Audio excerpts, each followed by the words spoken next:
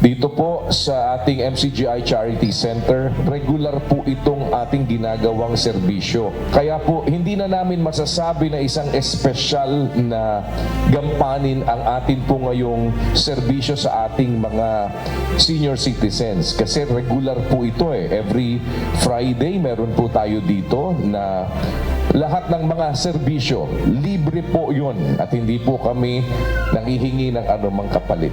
Sa isinagawang libreng konsultang medikal, dental at optikal, naging prioridad ng libreng serbisyo ang matatanda nating mga kababayan sa Marikina City. Bahagi ng programa ang pamamahagi ng mga gamot at gift packs para sa mga matatandang nagsidalo sa naturang event. Nakapagkaloob ng free medical service sa 100 senior citizens sa medical, 9 sa dental, 6 sa ear, nose and throat o ENT, 1 sa Euro, 12 sa Opta at 30 sa optikal.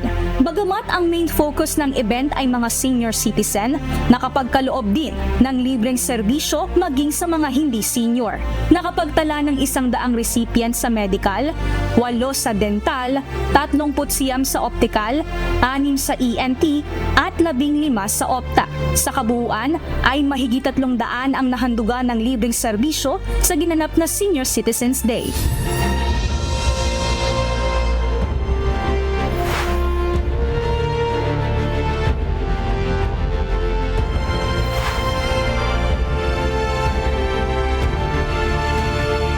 Kung mapapansin po ninyo, ang karamihan po na recipient talaga ng bunot ng ipin, senior.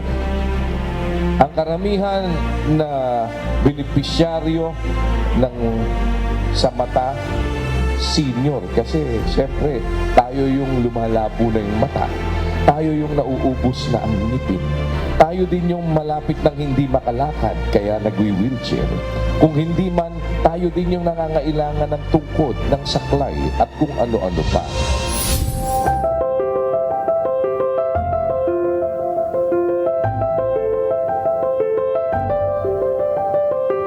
Isa si Tatay Angelito Marfor, taga Palorama, Marikina, ang nakatanggap ng serbisyong medikal. Ayon sa kanya, wala naman siyang nararamdamang mabigat subalit nais niyang makasiguro lalo na't sa kanyang edad na 79. Paniniwala niya na kahit walang nararamdaman o karamdaman ang katulad niyang matatanda, mahalaga ang magpakonsulta pa rin sa doktor. Dagdag pa nito na malaking bagay ang mga ganitong libreng medikal para sa kanilang mga senior citizen. Siyempre, wala naman akong trabaho na. Ang hanap buhay ko tindahan namin, utang lahat, lending. Kaya, kumbaga parang may pamatid uhaw, may pagkain sa araw-araw, gano'n lang. Malaking bagay po sa mga ganitong mga walang-wala at mahirap na tao. Malaking bagay.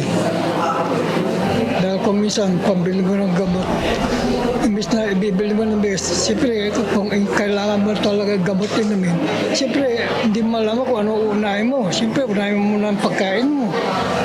Pabaliban mo ng pambili ng gamot. Kung lumala yung sakit mo, paano?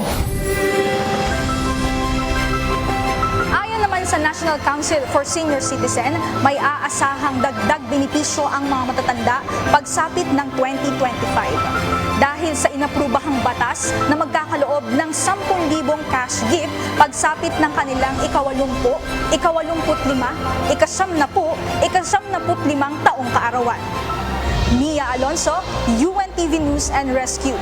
Diyos ang aming sandigan, serbisyo publiko ang aming pinahahalagahan.